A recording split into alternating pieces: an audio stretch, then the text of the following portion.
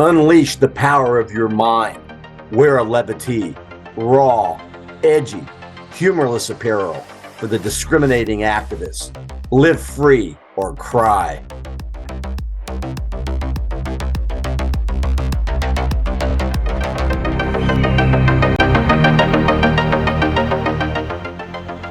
Welcome to another episode of Mind Matters, the talk program that provokes critical thinking, logic, and reason.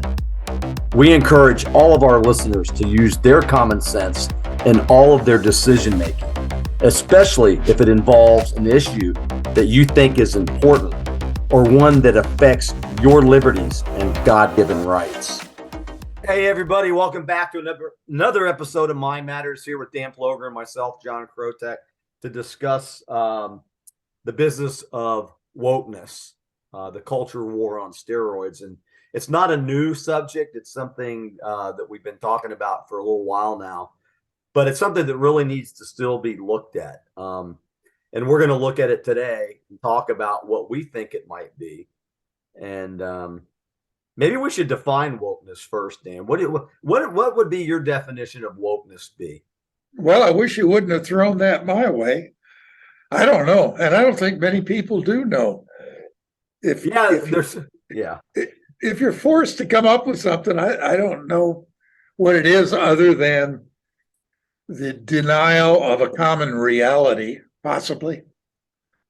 Yeah, then that would mean sleepness. But you're right. I don't think anybody really knows what it means. I think that it has something to do with diversity and equality and inclusivity within a population, and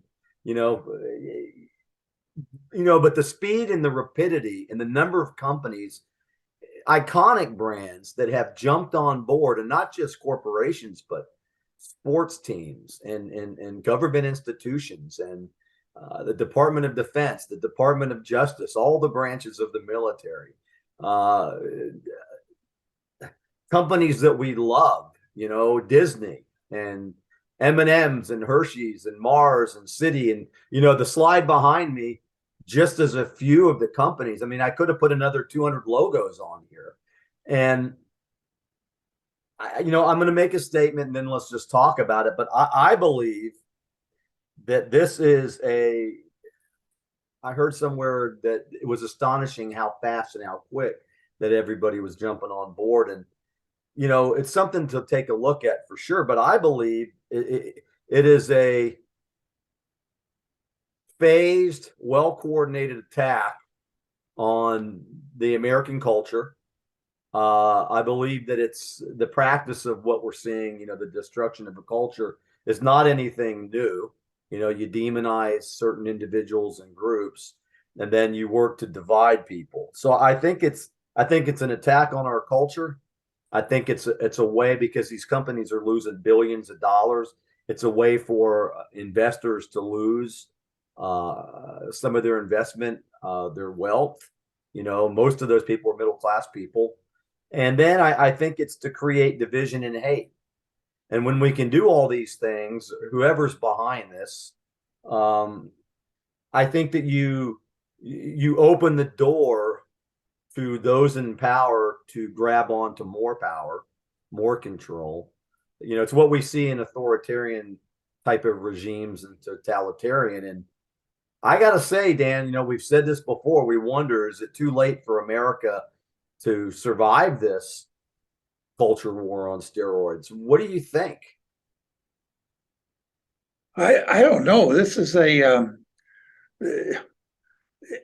as far as all those brands you have behind you, it seems that our enemy, and woke is my enemy anyway. I'll stand up to say that it's a self-suicidal mission. There's such horrible examples of brand mismanagement. Bud Light is a perfect example. My sister-in-law works at a little small country club, and they've had to send back all of their Budweiser products. Fox News One rumor on Fox News was that getting rid of Tucker Carlson was one of Dominion's requirements to settle the Dominion libel case. And so I don't know how you could argue in any sense of the word that Tucker Carlson even aggravated that situation with Dominion. He was, if anything, he stood up for them. But in the event that that did happen, okay, Tucker made a billion, $750 million mistake, and Rudolph Murdoch, because of loss in capitalization from the stock price depreciation, lost over $1 billion. So I guess Rupert outdid his nemesis, Tucker Carlson. These are just horrible examples of where businesses have decided that their real interest is not in providing quality products and services to their customers. Their main mission is to indoctrinate their customers into a better way of life. And I don't see what this has anything to do with the capitalist ethos. In fact, it's oppositional to that. So I can only look at what is happening and how does this affect my life, and say that this is a movement that I need to oppose. I oppose it. Mark me down on that column. Yeah, some great points there. And, and it's interesting because what I don't understand, companies have a customer base, and all good companies have a solid customer base. And when people leave in droves, you would think that other CEOs or other board of directors would see this, but it seems almost like they put the pedal to the metal. Like Target tried to hide stuff in the back room, take it out of the main shelves and hide it, all this gay paraphernalia for those people. And God bless them. But, why, when you're catering to a very small percentage of the population, probably a small percentage of even your customer base, and you're trying to force feed an ideology down somebody's throat, that can only backfire. I mean, we got sports teams playing politics now. And, why not just play baseball or basketball and play the sport that people Hockey, yeah. And it seems to just be pervasive. But what I think, live and let live. And I know that you stated a while back, I can love you, but I don't have to like you. And it's my choice. So if companies are making decisions where they're not showing their customers love or even like, it's only going to backfire. This is something that I've never been involved in a culture war that I can think of. But when you look at every strata of the American culture right now, under attack, under siege, and of course, the smoke and mirrors is the transgender issue. I think one of them. Equality, diversity, inclusivity. I think those are just shills. I think they're just they're mantras that are out there to bring people on board and to divide people. But I think the motive is to actually destroy the culture. And I'm not good at calling people names, but you'd have to be very, you'd have to lack logic and reason and common sense not to see it any other way. We're all entitled to our opinions. I get that. We know that, the good thing about human nature or freedom and liberty is that we have this ability to speak. And to take it a step further, when we at least can listen to somebody else's opinion, then maybe we can get somewhere. Maybe we can find some common ground. But people don't even want to talk to anybody about these subjects. And it's really it's frightening, but at the other same, it's also, I think there's an opportunity for us. Maybe it's a time for us to recognize each other's differences, but do it in a more positive way. Because I can tell you right now, Bud Light, which you just mentioned a minute ago, they've lost billions of dollars. Their brand is probably forever tarnished, and it's happening to a lot of companies. Look at Disney. Disney was the stalwart organization for family fun and fantasy world and living your dreams and all of this, and we were raised on that. That was an American institution, and now it's anything but that. It's all about something that it wasn't intended to be. I don't even want to go there, but what I feel when I think of Disney is that Disney is trying to shame me, and I'm a potential customer. I don't want to do business. I'll never do business with Disney because I have a bad feeling that Disney doesn't like Dan Ploger and what Dan Ploger stands for. Okay, that's fine. I can accept rejection. I've had to do that my entire life. That's part of growing up. But Disney needs to learn to handle rejection. They need to grow up a little bit. Yeah, and I know that they just went through their third round of layoffs, and gosh, what's the reason for that?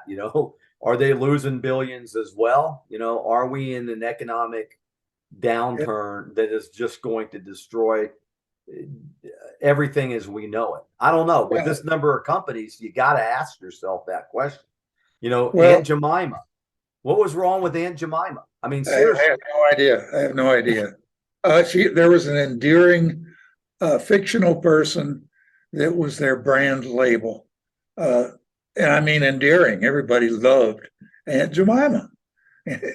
And what on earth is wrong with Aunt Jemima? I don't understand. What's wrong with the Pillsbury Doughboy? You can attach all sorts of meanings to that, but I see it as a fantasy character that's happy and fluffy and somebody everybody loves. Okay, we put that out there in the universe, then all the people who are majorly overweight might feel offended, and he's too fat, or he's not skinny enough. Who knows? I mean, it gets to the point to where some of this stuff is so ridiculous. People are saying, well, it's the new norm. It's the new norm. Well, give me a break. Common sense should be the new norm, not division and hatred and just ridiculous statements. And, come on, banning books that have been out for decades. And how can you rewrite history in a way that takes the standard of today, the new norm, and place it on the way Americans or people felt 200 years ago? It doesn't work. How could you take a work of art like Huckleberry Finn and take out the word? How could you possibly do that? I mean, it completely destroys the entire purpose of the book. And the purpose of the book is that really Black people and white people are really just people. And they got along. What's wrong with that message? It's some kids' adventures on the Mississippi, and I look at movies, Kelly's Heroes, and The Dirty Dozen, and movies that are Casablanca. I'm surprised they haven't outlawed that one. As an anti-Muslim movie. Who knows? It's like I said, it's gotten to the point to where some of this stuff is just, I look for the insanity. If you look at the definition of insanity, wokeness is in there. Well, to me, the definition of insanity is not being able to, or seeing something that's real and not be able to understand that it's real, bending it to fit a narrative or a fantasy that you're imposing. So that's what it is. But beyond me, I don't understand why I should be that concerned that 20% of my day or discussion with my friends revolved around the idea of transgenderism. When transgenderism, even as an issue, if it is an issue, is relegated to a 0.5% or so of the entire population. And I know that we've got to defend the rights of the minorities, and that's fine. Defend the right. I think it's fine if a person wants to be is a boy and wants to think he's a girl, and but where the trouble comes in is when he wants everybody else to think he's a girl, and that's where the rub is. And I'm sorry, I won't buy into it. Call me transphobic. That's fine. That's a label I'll take. Just put it on my name, transphobe. Uh, I don't like being this stuff being shoved in my face, and being shoved in my face for illogical reasons and against the basic tenets of logic and reason. So enjoy your fantasies, guys. But just because, and just like Mickey Mouse, I don't choose to live in a world where I think there's a mouse running around that talks and acts like humans. I don't really believe that such a thing exists. And the reality is, it doesn't exist. Even when you go to Disneyland, if you look real close, you can see those are outfits that Mickey Mouse is wearing. And underneath is some guy, just like you or I, that's getting paid to spend their day in a suffocatingly hot costume. And hopefully they're getting paid a lot of money for it because they certainly deserve it. Yeah, excuse me if I laugh. I laugh and I just you have to laugh at it because it is absurd. And there was a quote I heard. Your fantasy will never usurp reality, or like you said, logic and reason or common sense, and it doesn't have to. And every human being has the right to reject somebody's fantasy. Believe what you want to believe, but guess what? Science, history, logic, and reason tells me something else. That, a culture war is a culture war. This culture war, I believe, is to destroy America. And they've done a pretty darn good job of it. Like you say, if we're spending 20 minutes a day talking about transgenderism, I really didn't know that much about it, and it never really affected my life until now, when every company in the world, it seems like, wants to embrace it and impose that ideology on their customer base.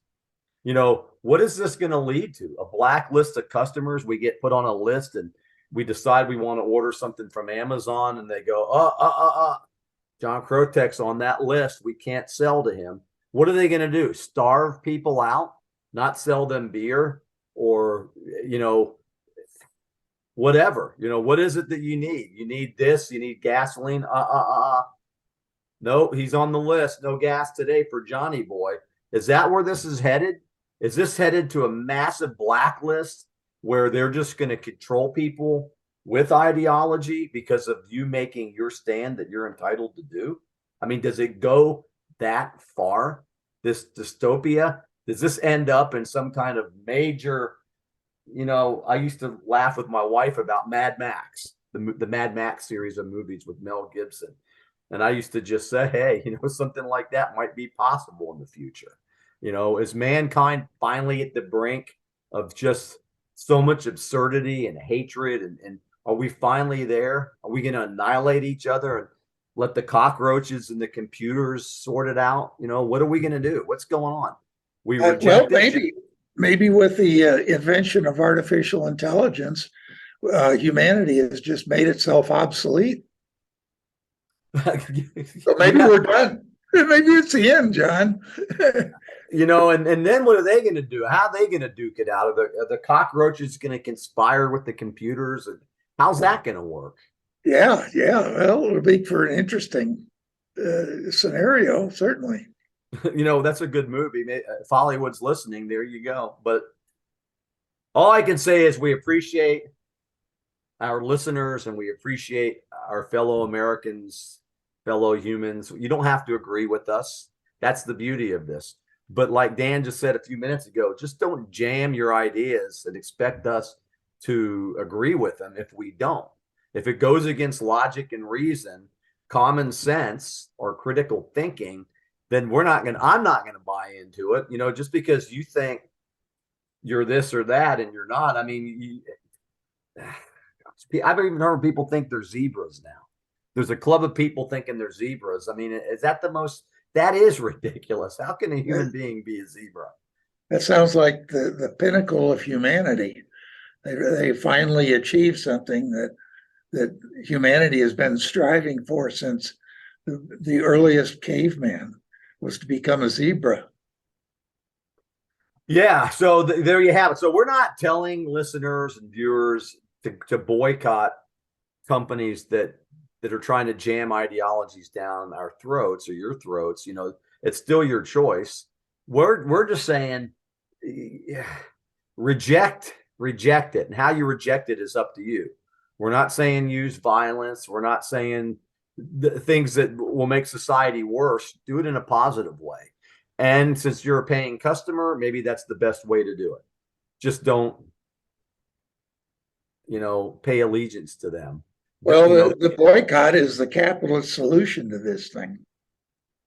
So don't support companies you disagree that are trying to shove their ideologies down your throat. Just don't support them. Don't buy them.